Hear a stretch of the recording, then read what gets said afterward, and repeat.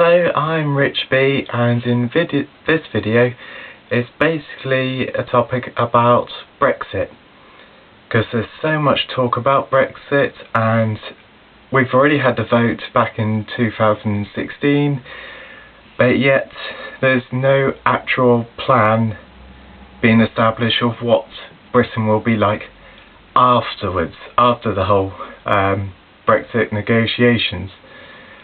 And even though the politicians, the lawyers, the solicitors are trying to sort out a divorce settlement or that sort of idea, to be honest with you, we don't know if they're actually going to work. Will they make a right pig's breakfast out of it? You know, pig's ear out of it. So yeah, what will Britain be like after Brexit?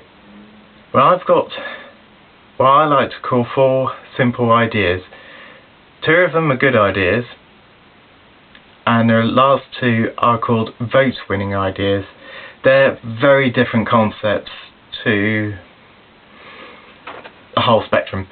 The first good idea I would recommend for the UK is huge amount of investment in infrastructure, as in public infrastructure, things like HS2 and HS3, because they do benefit a lot of people, especially in the whole Midlands towards the north of the UK, as of Birmingham towards Manchester, Liverpool and Leeds. I think investing in things like HS2, investing in the town of Dover and other trade-faring ports is also a massive thing that we should invest in, because with trading ports as a whole, they do generate the UK's economy huge amount of money, huge amount of jobs and so on. I also believe in investing in airports as well. They come under the same thing as well, such as I would definitely give Heathrow and Gatwick both new runways without shadow of a doubt, because it again creates more jobs, creates more money, which means a much stronger and better economy. But I know a lot of critics will hate that and somehow are very anti-modernism, and to be honest with them, would they prefer the UK after Brexit live in the medieval age? To me, hell no. So I would definitely say yes to investing in a huge amount of public infrastructure. I mean, even Dover, the town of Dover, is struggling by tenfold. It is, as a port, it's struggling. It really is, and it's one of the most busiest waterways in the world, the whole English Channel, and Dover's a huge important part of it, and it needs a lot of help. It needs a lot of work on it.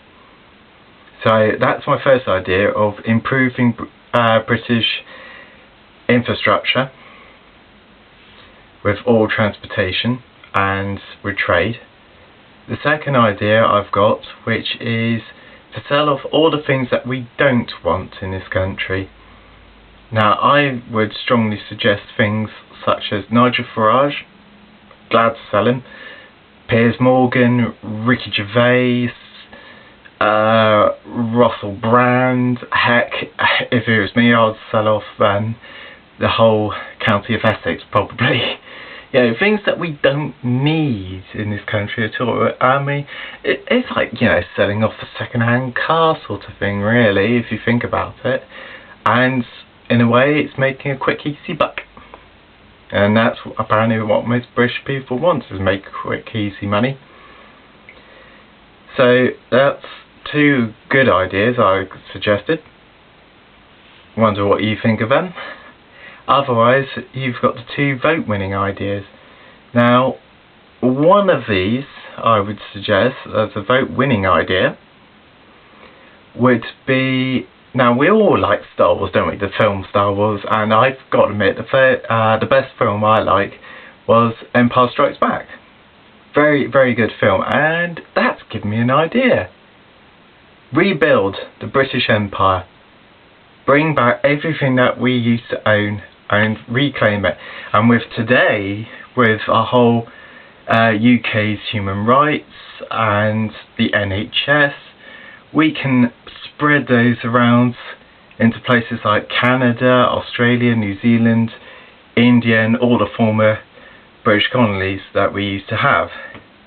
So I would suggest, as a vote winning idea, either rebuild the British Empire, take back all, maybe bring back some of the old countries, and with putting in like British laws into it, and with the NHS as well, spread of NHS to places like countries that we used to own. I know that would be a vote winner. Or the second vote winner, which I personally do not like, but I know there will be people out there because this is a very balanced video. The second one as a vote winning idea is, I know a lot of the baby boomers would like this idea, would be get the millennials to pay for it. Pay for the whole divorce thing, because, you know, we got lied to in this country by that whole Brexit bus thing, saying that 350 million would be back to the NHS. Actually, that was all a lie. To be honest with you, for starters, Britain does have a rebate, so actually it's not 300 and something million, it's in fact 150 million, I think. Secondly of all, publicly acknowledged by Nigel Farage on in front of Piers Morgan, that it will not all go to the NHS. So it's a very misleading bus, and I know a lot of people, even I knew it was misleading during the time, but I think honestly with the baby boomers, they're the ones that do mostly vote. This would be a good idea for them, would be get the millennials to pay for it, whilst the baby boomers, as an idea to help reward them for the whole Brexit thing, would be giving them dibs, first dibs on NHS treatment and housing. It's not an idea I like personally, but it's a vote winning idea, which in political terms is very different to actual good ideas. But what do you people think in the world is a good idea? What do you think Britain should do after Brexit? What do you think? Should we carry on trading like we currently do? To be honest with you guys, what do you think of Brexit as a whole? As you can tell the way I'm talking, I'm not really keen on making this video, but it's got to be done, honestly. It's the current it's the current topic at the moment. So what do you think? What will Britain be like after Brexit? Do you like any of the suggestions I've given you? Have you got suggestions of your own? Just let me know what you think. Anyway, take care, all the best, and I'll try and come up with new topics which are more uplifting. Anyway, take care, all the best. Bye bye.